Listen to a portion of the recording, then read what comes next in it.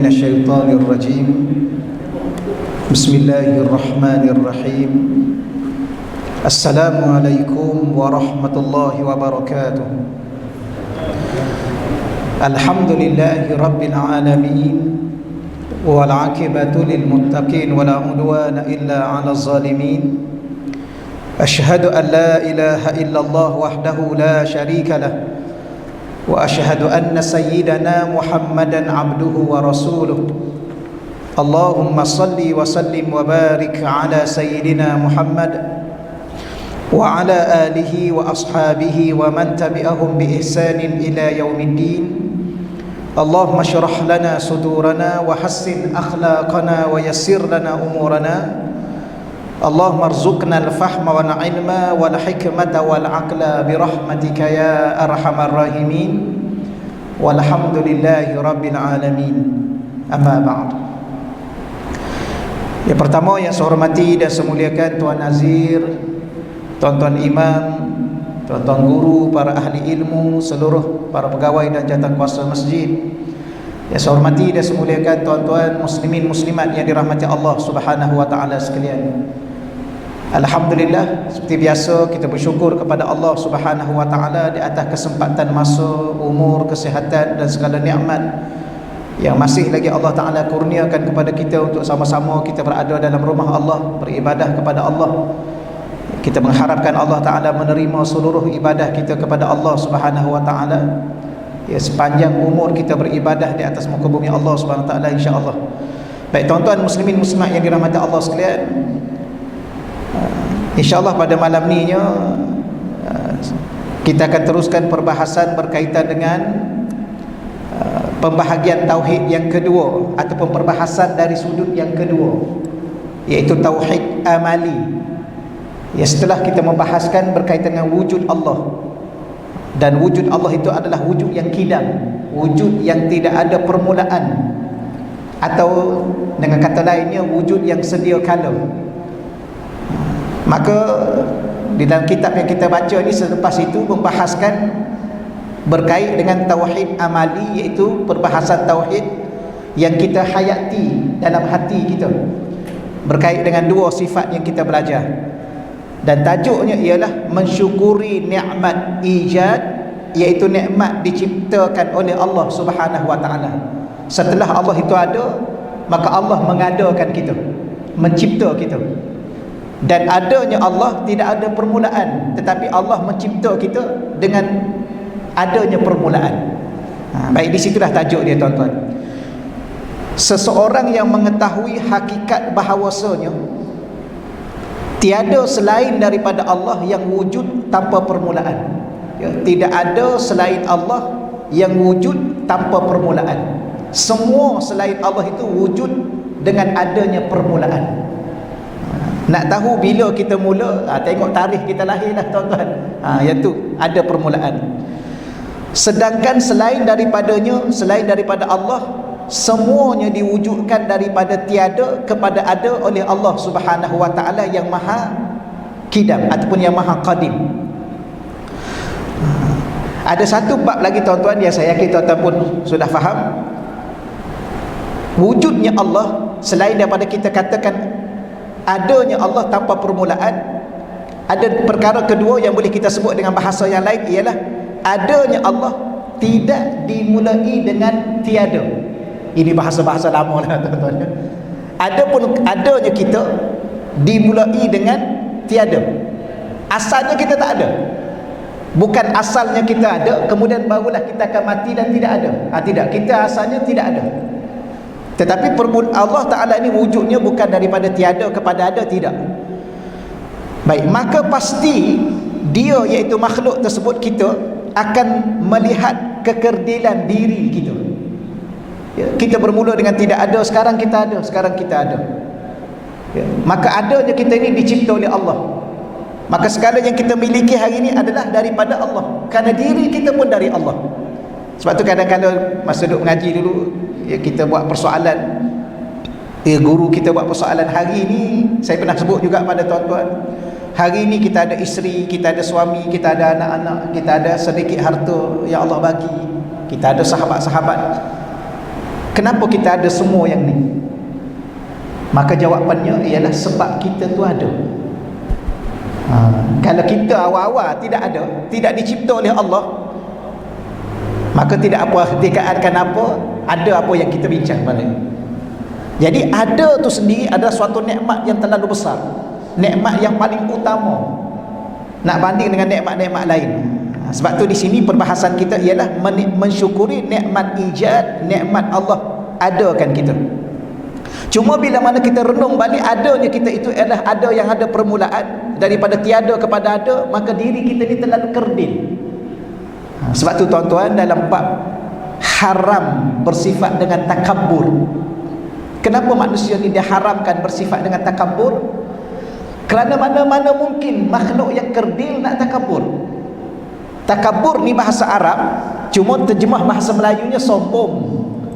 Tapi kalau kita mendetili bahasa Arab, dia daripada perkataan takabbara, ya, satu perkataan yang asalnya daripada 3 huruf yang dibaca ba baris depan, kabura. Kalau baca ba baris bawah tu besar, kabira, besar, ya. Kalau ba baca baris depan kemudian ditambah huruf takabbara, ditambah huruf ta, asalnya kaf bara, tak ada huruf ta, ditambah untuk menambahkan maksud yang lebih tepat. Maka takabbara ditukar kepada mudhari yatakabbaru, keluar perkataan masdar kata terbit takabburan. Takabbur, apa makna takabbur? Merasa diri itu besar. Dia bukan tak tahu diri dia kecil. Alah tuan-tuan sekalian, nak banding dengan bangunan masjid ni pun jauh lebih besar bangunan masjid. Nak banding dengan bukit yang ada yang kita lihat jauh lebih besar, dengan pokok-pokok yang begitu sekali. Kecil aja kita ni. Kita dengan kereta tu, kita tengok kereta tu taklah besar sangat kan, tapi boleh masuk berapa orang dalam kereta tu? Macam kereta kancil tu, kancil, nama pun kancil, tapi 5 orang boleh masuk. Habis mana lebih kecil? Kita lagi kecil, kerdil. Tapi ada orang ni dia tak sedar diri dia. Akhir sekali takabburan, dia merasa dirinya besar. Maka sebab tu haram hukum dia. Kalau dia betul-betul besar, tak apa. Sebab itulah di sini kita pun fahamlah insya-Allah.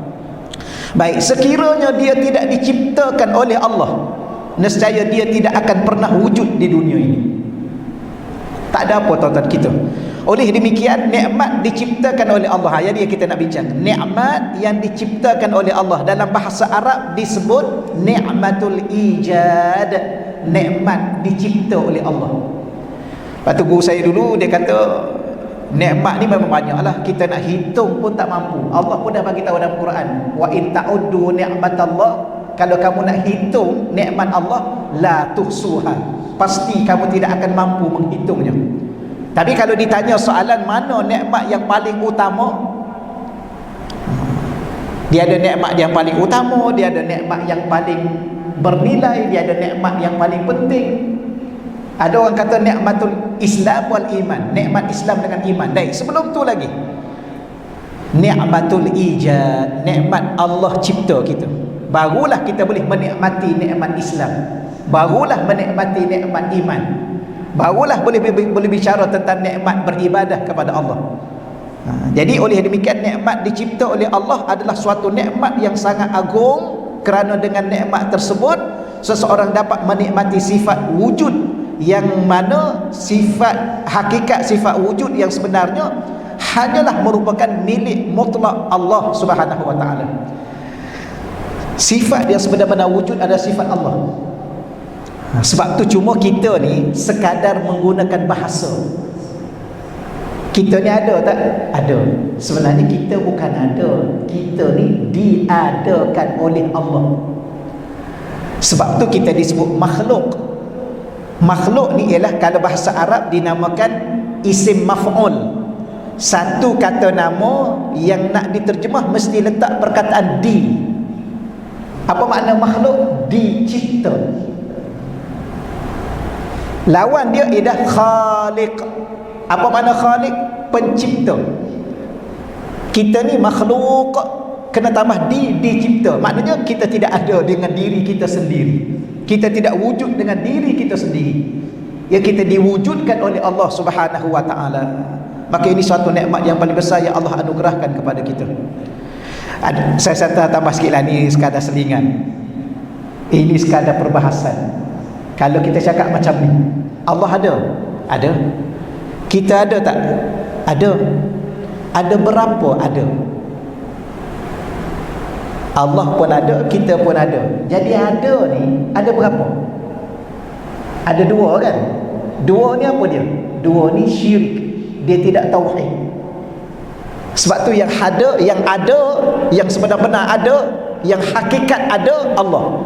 Kita ni diadakan oleh Allah. Cuma bahasa bercakap, kalau kita pergi rumah kawan, ya kita bagi salam, anak dia keluar daripada buka pintu, kita pun tanya, ayah ada? Dan jangan pula tanya soalan, ayah diadakan? Tak boleh lah macam tu, tuan-tuan, bahasa bercakap. Nanti anak dia pula, ayah tak ada pakcik, ayah diadakan. Ni memang mengaji tauhid lah ni anak dia ni, tuan-tuan. Tapi tak boleh bahasa bercakap. Boleh lah insya-Allah.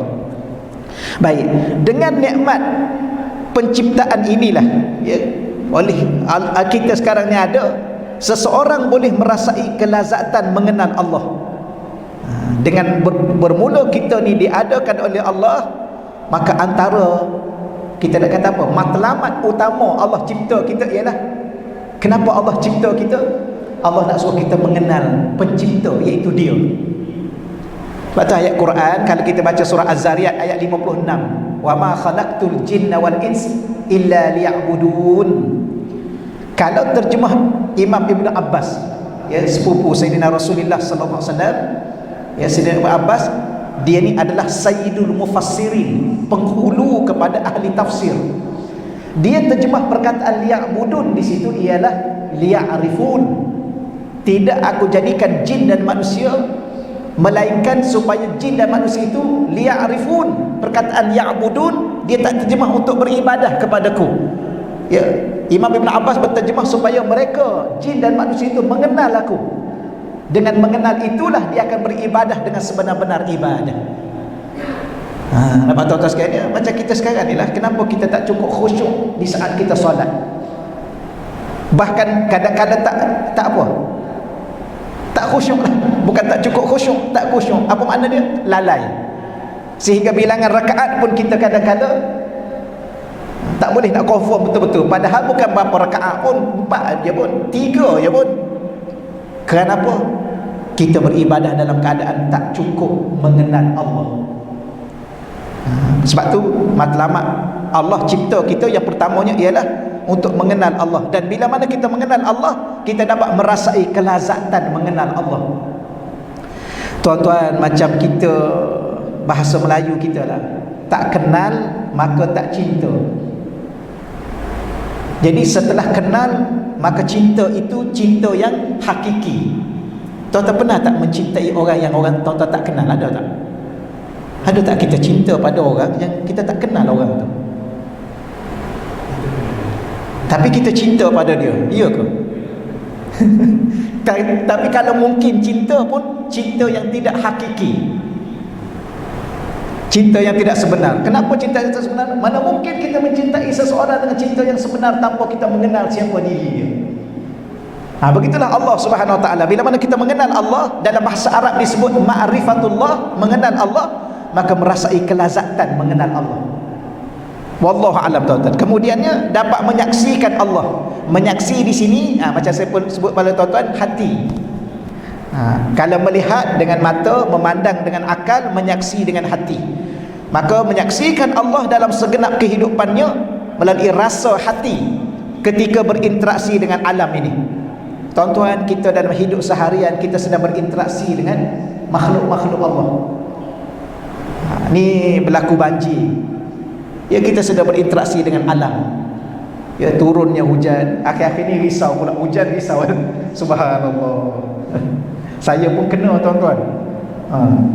Kat ladang ayam saya tenggelam habis sampai parah dada. Ayam habis. Tapi tak apalah, nak ceritanya, apa sebenarnya yang berlaku?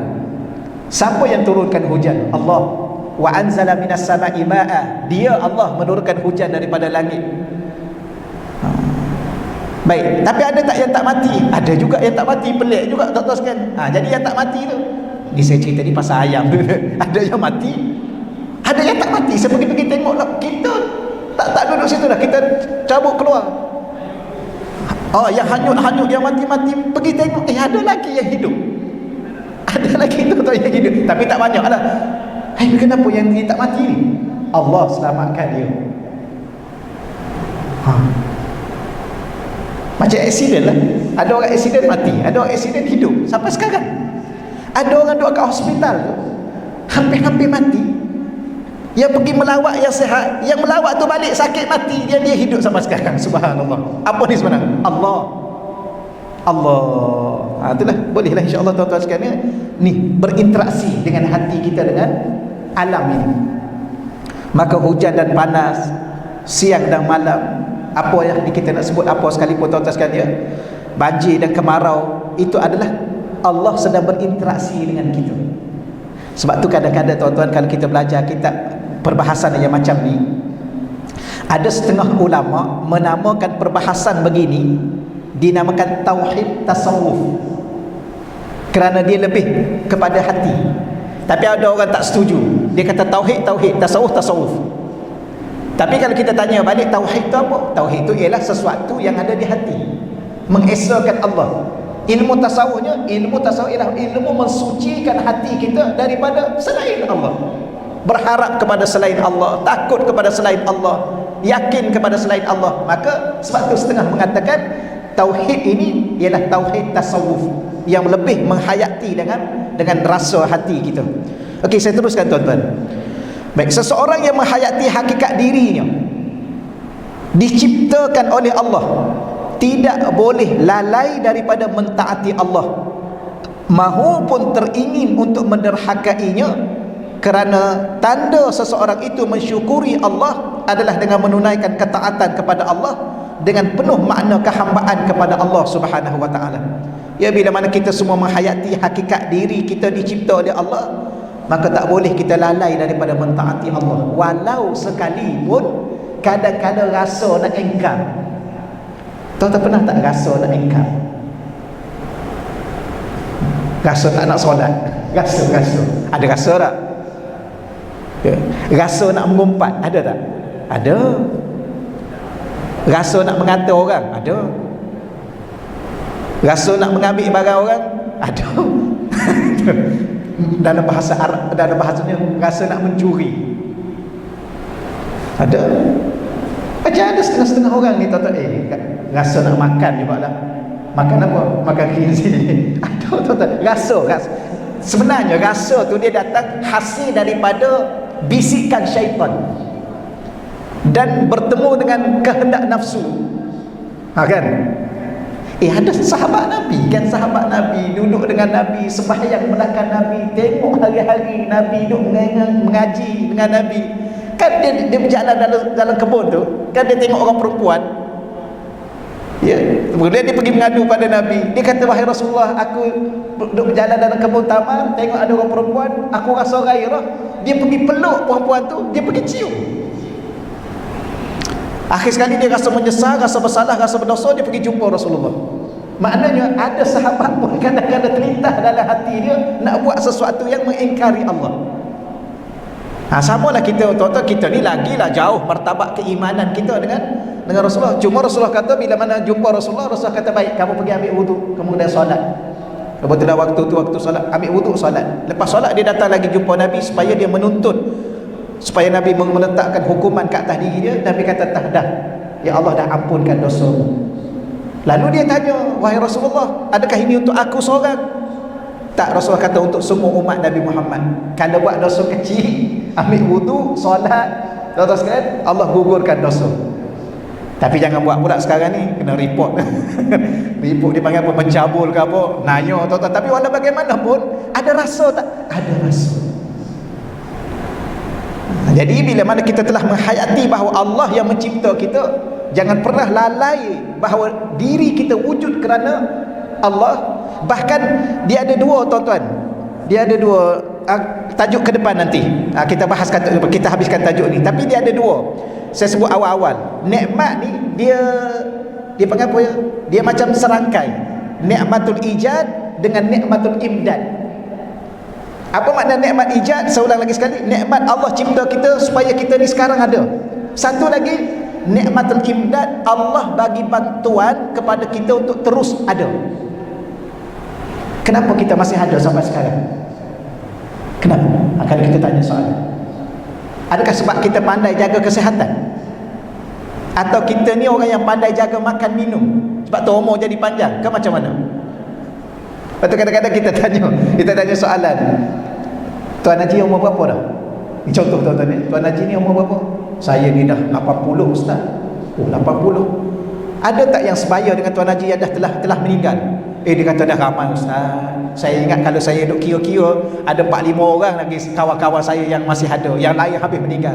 Kita pun tanya soalan susulan, kenapa Tuan Haji tak meninggal lagi ni? Dah orang lain dah semua meninggal, apa lebihnya? Apa lebihnya Tuan Haji ni? Dia pun jawab, saya Ustaz, saya pandai jaga makan. Ya ke? Orang lain pun pandai jaga makan, saya pandai jaga kesihatan. Orang lain pun pandai jaga kesihatan. Habis yang masih kekal, nikmatul imdad, Allah bagi nikmat untuk terus ada. Kalau harap kat saya dengan tuan-tuan, kalau dengan cara kita makan sekarang ni kan, masih selera lagi ke? Pantang apa? Pantang jumpa ke apa? Lama dah kita tak ada. Kita bukan jenis orang yang pandai juga jaga kesihatan, makan ubat lah, makan apa, sama lah kita tuan-tuan. Tapi kenapa dia masih hidup? Kenapa yang tu dah meninggal? Allah masih hidupkan kita. Itu nama apa tu? Nikmatul imdad. InsyaAllah kita detailkan ke depan nanti. Baik, seterusnya, ketika kita selaku insan, ada satu saya tertinggal tuan-tuan ya, maka tanda seseorang itu mensyukuri Allah adalah dengan menunaikan ketaatan kepada Allah dengan penuh makna kehambaan kepada Allah. Tuan-tuan, yang ni saya pernah sebut dalam apa mukadimah kitab kita dulu, cuma nak ulang lagi sekali. Allah Ta'ala ni bila mana dia cipta kita, dia letak makna pada diri kita, ataupun dia letak nilai pada diri kita.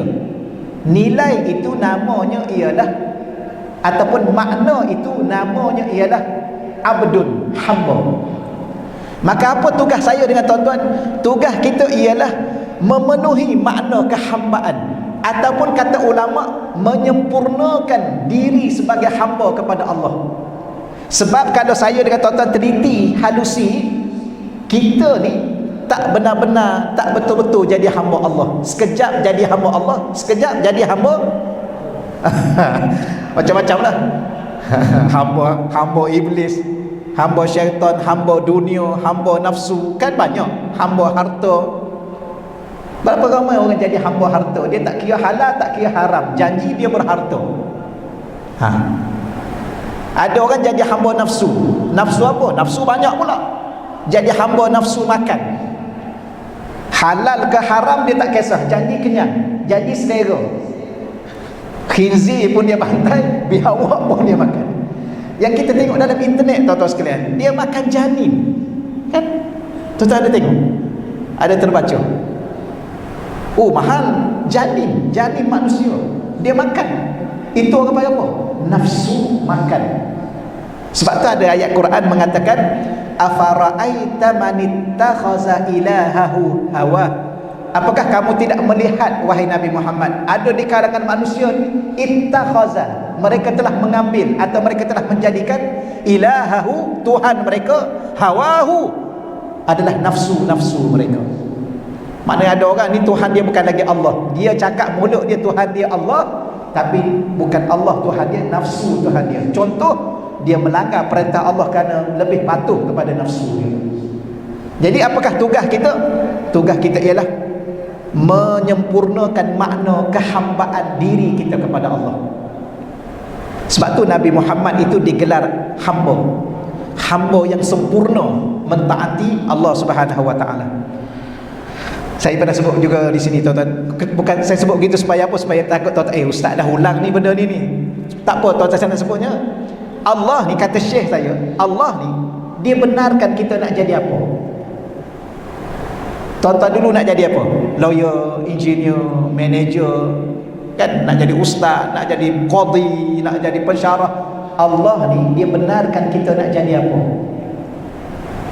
Nak jadi pensyarah. Berapa ramai orang berjaya dia sekarang, dia pensyarah kanan lagi, prof lagi. Nak jadi polis, dia polis pangkat besar lagi. Allah benarkan kita nak jadi apa? Sebab Allah nak kita jadi satu je. Allah dia nak kita satu. Kita nak jadi apa? Allah benarkan. Tapi Allah nak suruh kita jadi apa? Kata ulama, Allah nak suruh kita jadi hamba kepada dia. Bila mana kita jadi hamba kepada dia, dia akan selesaikan urusan dunia dan akhirat kita. Sebab tu Nabi Muhammad yang menjadi kekasih itu pun digelar hamba. Tu saya pernah tanya tuan-tuan kan, tuan-tuan ada kekasih tak? Ada lah kan? Tuan-tuan pernah menggelarkan kekasih tuan-tuan dengan hamba? Ya, kita balik rumah, nanti balik rumah tuan-tuan balik rumah, sampai kat rumah jumpa isteri.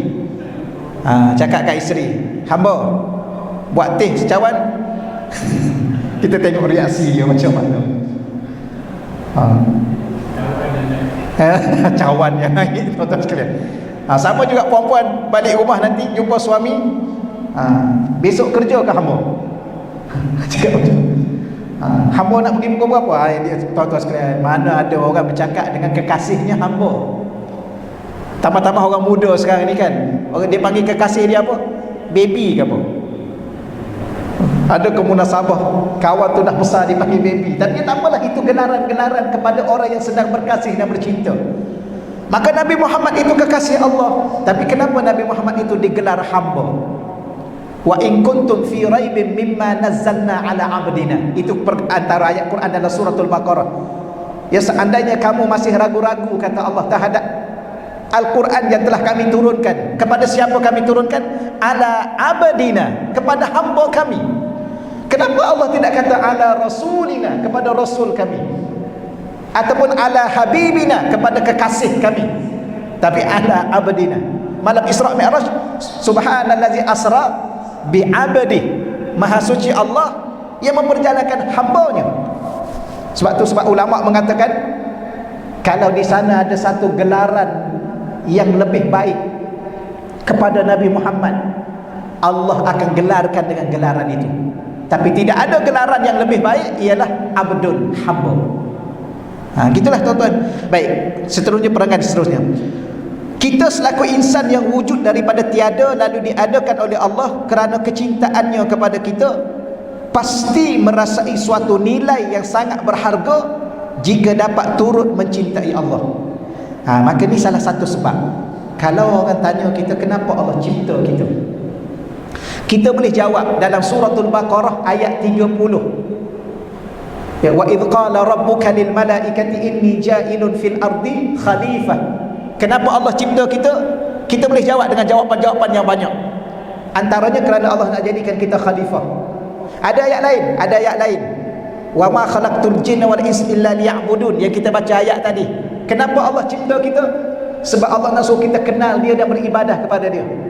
Ada lagi ayat Quran dalam surah Al-Mulk ayat 2, allazi khalaqal maut wal hayah liyabluwakum ayyukum ahsanu amala. Allah nak uji kita siapa di kalangan kita yang paling baik. Tapi ada jawapan lain yang lebih utama. Allah cipta kita sebab Allah mencintai kita. Kenapa Allah mencintai kita? Kerana kita adalah umat kekasih yang dicintainya. Maka bagaimana pula dengan diri kita? Maka bila mana kita tahu bahawa Allah cipta kita daripada tiada kepada ada, dengan cinta Allah kepada kita dengan sebab kita umat kekasihnya, maka alangkah sangat berharga kalau kita juga mencintai Allah. Sebab tu mencintai Allah ini wajib. Dalam surah Taubah ayat 24, ada 3 cinta yang kena ada dalam diri kita. Pertama, cinta Allah dalam ayat tu tadi. Ya, tuan-tuan boleh rujuk surah Taubah ayat 24. Ada 3 cinta yang wajib ada dalam diri kita, iaitu cinta kepada Allah, cinta kepada Rasulullah, cinta kepada jihad fi sabilillah. Berjihad fi sabilillah. Jihad ni maknanya luas. Kalau guru saya dulu dia terjemah jihad ni ialah bersungguh-sungguh. Itu jihad. Bersungguh-sungguh pula kerana Allah, fi sabilillah, di jalan Allah. Dan saya ingat lagi guru saya dia hurai, tuan-tuan, setakat ni ada tak tuan-tuan buat satu benda yang tak bersungguh? Ada tak? Sambil-sambil ada apa? Makan. Dia kata pada saya apa? Kita ni tidur bersungguh. Betul ya? Tuan-tuan tidur bersungguh kan? 6 jam tak bersungguh. Dah lah 6 jam tidur, beli katil lagi, beli tilam lagi. Tilam bukan tilam main-main, Dreamland ke apa macam-macam nama. Supaya apa? Supaya tilam tu selesa tidur. Tak bersungguh. Bersungguh makan bersungguh kan. Kalau tak ada sama belacan tak boleh. Wah, yang lain tu dah ada dah. Sama belacan mana? Oh, nak juga bersungguh. Ikan siakak 4 rasa kan. Ya. Dulu siakak 3 rasa, sekarang 4 rasa. Rasa masam, rasa masin, rasa manis, rasa menyesal kamu. Makan ni. Ya. Oh, bersungguh. Ya, bersungguh. Habis kalau kita bersungguh dalam bab tidur, dalam bab makan, dalam bab berumah tangga, dalam bab berekonomi, kenapa tidak bersungguh untuk mencintai Allah? Belajar mengenal Allah dan mencintai Allah. Okey, sikit lagi tuan-tuan. Masa okey lagi ke? Oh, masa panjang ni. Kalau panjang kita teruskan tajuk.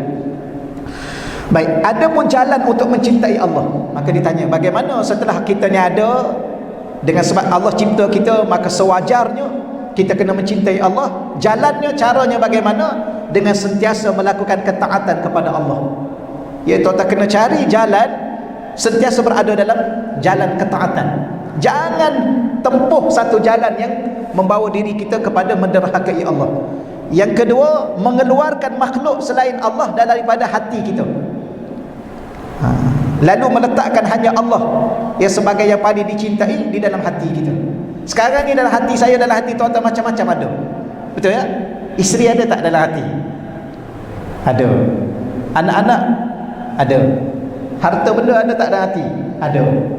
Sepatutnya dalam hati kita ni jangan letak selain Allah. Habis harta nak letak kat mana? Duit nak letak kat mana? Duit letak kat bank aja lah.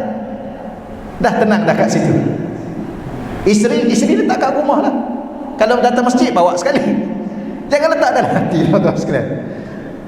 Sebab tu ulama kata dunia ni letak dalam di tangan. Jangan letak, ya, dunia letak di tangan, jangan letak di hati. Apa makna dunia? Dunia ni ada sekarang ni lah. Isteri kita, anak kita, harta benda kita. Habis yang dalam hati kita hanya Allah. Yang kita duk baca hasbi rabbi jallallah ma fi qalbi ghairullah. Tidak ada dalam hatiku kecuali Allah. Sebab tu solat kita, solat saya sama lah tuan-tuan, solat kita ni kurang khusyuk. Kenapa kurang khusyuk? Sebab kita letak banyak sangat dalam hati. Kunci kereta pun duduk dalam hati. Sepatutnya kunci kereta dalam poket sudah dah. Tapi bila mana angkat takbir, dia datang kunci kereta kan. Dia datang ni. Waktu sama ni. Kalau tak nak awal-awal tuan-tuan letak kat depan, biar dia nampak depan. Kalau tidak, sudah dalam. Lepas tu rasa nak sentuh poket dia. Duduk dalam solat ni rasa nak sentuh poket. Tak kat mana ni, takut tak balik lepas ni. Inilah bahayanya. Kenapa? Segala benda ada dalam. Tak angkat takbir, lepas ni nak pergi minum lah. Datang pula roti canai baji dalam sekali. La haula wala quwata illa billah. Tu benda-benda begini ni tuan-tuan sekalian, moga-moga Allah Taala tu yang dikatakan mengeluarkan makhluk selain Allah daripada hati kita, lalu meletakkan hanya Allah sebagai yang paling dicintai dan diingati dalam hati kita. Untuk mencapai tahap itu, seseorang perlu melalui proses mujahadah, atau dalam bahasa Arab disebut mujahadatun nafsi, melawan hawa nafsu, dan zikir yang berpanjangan. Ada dua tuan-tuan sekalian. Pertama, kita kena lawan nafsu. Guru saya kata bukan lawan nafsu ni maknanya bimbing nafsu. Kalau nak lawan betul-betul, tak menang kita dengan nafsu. Nafsu nak makan, macam mana? Nak lawan, kena ikutlah dia makan, tapi kena bimbing dia. Makan yang halal, makan yang berpada-pada. Dia nak tidur, kena tidur. Nak tidur ni nafsu. Habis kalau dah tidur, tengoklah Jangan ikut nafsu tidur. Ikut nafsu tidur pukul 8 dia tak nak bangun lagi, tambah-tambah musim hujan. Jadi bimbing. Jadi setengah guru saya kata, apa makna melawan nafsu yang diterjemah oleh tok guru kita zaman dulu. Tapi kalau kita teliti balik, saya duduk tengok beberapa kitab lama, memang tepat perkataan yang diletak oleh tok guru kita dulu. Kerana istilah melawan ni seolah-olah kita kena guna apa? Semangat, kesungguhan. Sebab apa? Sebab nafsu ni kalau kita main-main dengan dia, memang kita kena tipu kat dia. Ya. Nak bangun malam dia buat penat, dia buat mengantuk. Tapi kalau bangun tengok Manchester lawan Liverpool, sudah, elok je dia celek. Betul? Tuan-tuan penyokong mana? Pukul 3 pagi boleh bangun, siap sembang. Siap sembang dalam mesej, siap kejutkan kawan kita lagi. Jangan lupa malam ni pukul 3 pagi. Cuba tuan-tuan mesej pukul 3 pagi, Qiyamul Lail. Ada buka mesej pagi besok, dia buka. Betul, ni saya dengan kawan-kawan saya, betul sekali. Gitulah. Bolehlah insya-Allah ya, ni contoh-contoh lah. Yang kedua, zikir yang berpanjangan. Zikir apa tuan-tuan? Zikrul qalbi, zikir hati. Zikir hati ini setengah ulama mengatakan sama ada tuan-tuan nak zikir dengan la ilaha illallah, tapi tuan-tuan latih dalam hati. Kalau Imam Ghazali, dia bagi kepada kita beberapa kaedah. Kaedah pertama, zikir dengan lisan. Dah biasa dengan lisan, cuba hati kita ikut lisan dengan cara paksa, kata dia. Paksa hati kita ikut. Sampai kepada satu tahap dia dah rasa biasa. Kalau kita lisan kita tak cakap apa-apa pun, tak zikir apa-apa, dia pun duk zikir la ilaha illallah. Kemudian lama-lama dia dah jadi sebati. Jadi cuma setengah ulama kata pula, zikir hati ni paling mudah, sebab kalimah la ilaha illallah tu kalimah yang agak panjang. Akhir sekali dia sebut Allah, hati. Contoh, la ilaha illallah, hati pun sebut Allah. La ilaha illallah, Allah, hati ni.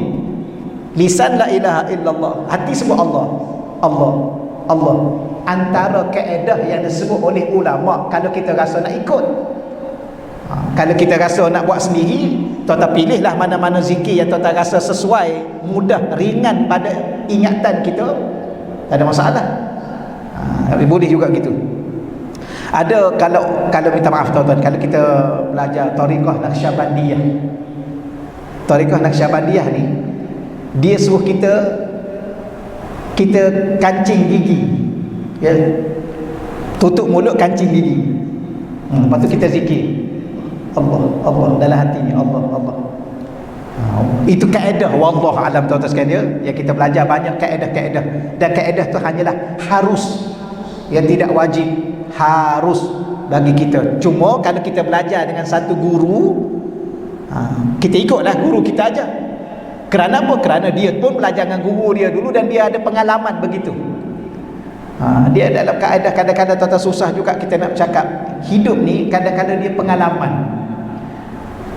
Macam puan-puan yang buat ketupat lah kan. Orang buat ketupat ni macam-macam pengalaman dia. Ya. Nak buat atas dapur ke nak uli kat bawah ni. Ini contoh lah tuan-tuan sekarang, macam-macam cara dia.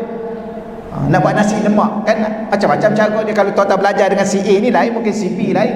Sama juga dalam kaedah mendidik, mentarbiah hati. Hukum umumnya harus. Gitulah. Tapi kena ada secara berpanjangan dalam hati kita berzikir. Ketika itulah akan mencetuskan rasa cinta kita kepada Allah. Kerana salah satu bukti cinta, dia selalu sebut. Ya. Kalau kita tak pernah sebut, itu tak cinta lah tuan-tuan. Mesti kata ulama, kalau kita cinta pada seseorang, kita akan selalu sebut orang itu. Ni tiba-tiba sebulan tak pernah sebut, kata cinta, ni bohong lah. Baik, seterusnya saya baca satu perenggan yang terakhir. Seseorang yang menyaksikan hakikat dirinya yang berasal daripada tiada pasti tidak akan sombong dengan dirinya di hadapan Allah. Dia tidak akan rasa sombong, rasa besar diri dia di hadapan Allah dan di hadapan makhluk-makhluk Allah, kerana mengerti bahawasanya hakikat kehidupan itu sendiri bukanlah milik dirinya sendiri yang boleh membawa kepada kesombongan diri dia. Tuan-tuan, kita ni dicipta oleh Allah daripada tiada, sekarang kita ada. Adanya kita pun dicipta oleh Allah. Hidupnya kita sampai sekarang pun dihidupkan oleh Allah. Habis apa yang ada pada kita? Tak ada apa-apa. Kerana semua adalah milik Allah. Habis kita nak sombong dengan apa? Setengah-setengah orang yang dia sombong dengan ilmu. Sombong dengan ilmu yang ada tu pun Allah bagi. Allah kata apa? Wa ma utitu minal ilmi illa qalila. Ya, wa ma ni habis bateri ke apa? Ke macam mana? Wa ma utitu minal ilmi illa qalila. Tidak aku bagi ilmu kepada kamu wahai manusia kecuali sedikit. Ni kadang-kadang orang ni kan dia rasa dia hebat dengan ilmu. Jangan tuan-tuan sekalian. Ya, jangan sekarang ni kalau kita tegur dia macam sekarang yang berlaku lah, minta maaf lah kita cakap kan. Kalau kita tegur dia, dia tanya kita ada PhD, tuan mengaji kat mana dulu? Saya pernah kena. Saya ada satu kali tu saya jumpa seorang ustaz. Saya tulis satu kertas kerja, kebetulan kertas kerja saya tak tulis bismillah ke atas. Kita takut apa? Kalau tulis bismillah ke atas, takut kertas kerja kita tu tak diterima. Koyong-koyong bom dalam tong sampah. Bismillah tong sampah. Saya kata kenapa tak letak bismillah? Saya kata kalau tak bismillah takut buang aja. Mengaji mana dulu? Dia tanya. Saya kata ngaji Mesir. Berapa tahun mengaji? Sudah. Dah tahu sekarang ya. Kadang-kadang orang ni akan tanya gitu. Kalau kita kata ngaji 4 tahun, ada apa? Ada BA. Ada master. Orang sekarang tuan-tuan sekarang, dunia sekarang jangan. Ya, dunia yang rasa bangga sangat dengan ilmu, sedangkan Allah sebut ilmu ni wa ma utitu minal ilmi illa qalila. Tidak aku bagi ilmu kepada kamu, sikit saja ilmu kamu. Sebab tu kadang-kadang kita dengan diri kita sendiri pun kita tak apa. Kita dengan diri kita sendiri pun banyak benda yang kita tak tahu. Kan saya tanya dah tuan-tuan sebelum ni, tuan-tuan berkelip berapa kali hari ni? Berapa kali berkelip hari ni? Tak tahu. Berkelip. Ke berkelip pun tak tahu juga ni. Saya pun tak tahu saya berkelip ustaz. Berkelip berapa kali? Ada berapa lagi baki sebelum dia habis? Tak tahu. Tak tahu ke tak ambil tahu? Jantung kita berdenyut berapa kali hari ni? Ada berapa lagi baki sebelum dia berhenti? Hari ni kita tarik nafas, hembus nafas berapa kali? Tarik nafas, hembus nafas berapa kali? Tak tahu. Berapa kali lagi kita boleh hembus, berapa kali lagi kita boleh tarik? Tak tahu juga. Habis apa yang kita tahu tentang diri kita? Betapa kita tak ada ilmu. Kalau tentang diri kita pun kita tak tahu. Sebab tu jangan sibuk duk cakap pasal orang. Sebab tu Allah larang kita bercakap pasal tentang orang ni dia tahu, yang ni dia tahu, semua dia tahu. Padahal dia nak mati besok pun dia tak tahu. Inilah tuan-tuan sekalian, ya, supaya jangan sombong. Kalau Imam Ghazali disebut dalam kitab Mau'izatul Mu'minin, tuan-tuan boleh baca diterjemah dalam bahasa Malaysia bimbingan mukmin. Ya, bimbingan mukmin. Masa okey lagi ke? Dia 8.32 kan? Berapa? Tolong bagi tahu 2 minit. Jam tu lambat. Lambat. Saya semalam di satu tempat, jam depan ni cepat. Saya berhenti. Bila mana berhenti, tunggu 10 minit lagi. Saya kata tengok jam tu lah. Ni lambat pula ya. Okey, sikit lagi. Imam Ghazali mengatakan orang ni akan sombong 4 perkara. Ada kata 3, ada kata 4. Pertama, dia boleh sombong dengan keturunan dia. Ya, keturunan dia. Raja kan, pembesar. Yang kedua, dia boleh sombong dengan harta dia. Harta dia banyak, dia boleh sombong. Yang ketiga, dia boleh sombong dengan rupa paras dia. Dia boleh sombong. Berapa ramai orang sombong, dia rasa dia cantik, dia tak tahu orang lain lagi cantik ya. Kawan saya dia pergi ke Jordan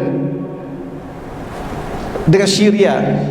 Katanya lah, tuan-tuan minta maaf ya, katanya perempuan yang antara yang tercantik di dunia ni Syria, Lebanon, kalau belah India tu Kashmir ke apa, Jadi dia berjalan, dia jumpa perempuan cantik dengan arak. Dia kata dia pun pusing. Arak tu kata tak payah pusing lah, depan tu lagi cantik.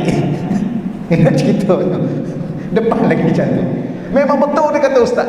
Dia berjalan-jalan lagi, dia pun nak tengok lagi. Dia kata tak payah, depan lagi cantik, pergi depan lagi cantik. Lepas tu kita nak sombong dengan cantik tak payah lah. Teruskan, orang lain lagi cantik lah. Nak sombong dengan kaya, orang lain lagi kaya lah. Kemudian sombong dengan ilmu, tak payahlah ya, walaupun kita ada 2, 3, 4 PhD sekalipun, orang gelar kita prof sekalipun, orang lain lagi alim. Contohnya Allah tunjuk dalam Quran Nabi Musa dengan Nabi Khidir. Nabi Musa ni Nabi dan Rasul ulul azmi, 5 Rasul ulul azmi, dan tidak ada manusia yang lebih alim.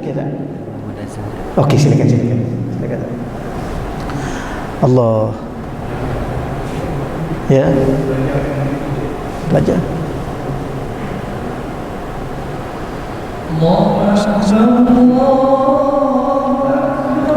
Allah.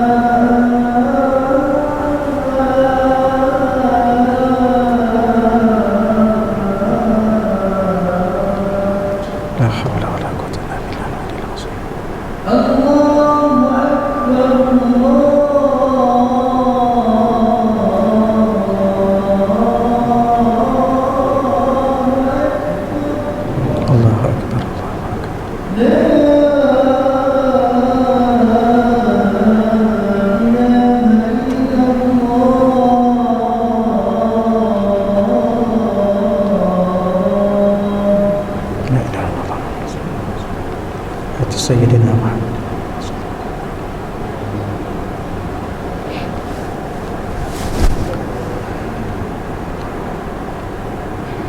Baik, insyaAllah kita cukup setakat ni dululah tuan-tuan ya. Cuma yang terakhir yang sebut tadi ialah ya, sesiapa yang sombong dengan ilmu yang ada pada dirinya, Allah telah tunjuk dalam Al-Quran bagaimana Nabi Musa dengan Nabi Khidir.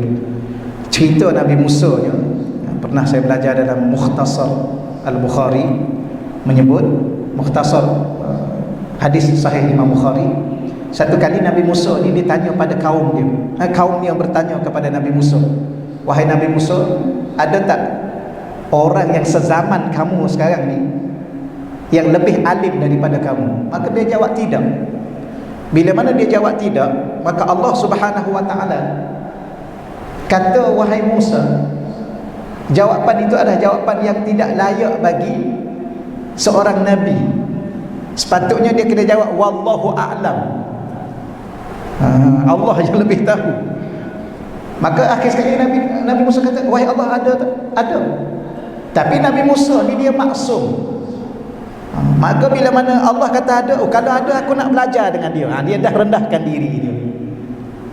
Kalau kira-kira dari segi kedudukan, Nabi Khidir ni khilaf ulama. Ada kata Nabi, ada kata dia bukan Nabi. Sebab tu dalam kitab tafsir Imam Qurtubi, dia tak tulis Nabi, dia tulis Al-Khidir. Dia tambah alif dengan lam. Dia tak tulis Nabi Khidir, tak, dia tulis Al-Khidir. Jadi dari segi kedudukannya jauh lebih tinggi Nabi Musa, kerana dia Nabi, dia Rasul ulul azmi. Dan dia adalah Nabi dan Rasul yang nombor 2 umat paling ramai selepas Nabi Muhammad. Tapi dia rendahkan diri dia pergi mengaji. Tapi dia tak layak jadi anak murid. Kenapa? Kawan tu ilmu dia lain, ilmu dia buat lain. Maknanya kalau kita nak rasa alim, tak payahlah. Tambah-tambah kita yang bergelar ustaz macam kita ni lagi lah, tak payahlah. Kalau ulama pun okey lah sikit dah. Kalau orang panggil kita ulama, tu pun tak boleh rasa hebat juga. Tapi manusia dia sombong dengan 4 perkara tadi lah. Ya, dengan nasab keturunan, ya dengan rupa parah yang cantik, ya dengan harta benda yang banyak, dengan ilmu yang dirasa ilmu dia banyak. Ya wallahu a'lam takatulah. Kita akan sambung pada pengajian akan datang. Auzubillahi minasyaitonirrajim. Bismillahirrahmanirrahim. Wassalatu wassalamu ala asyrafil anbiya'i wal mursalin wa ala alihi ajma'in.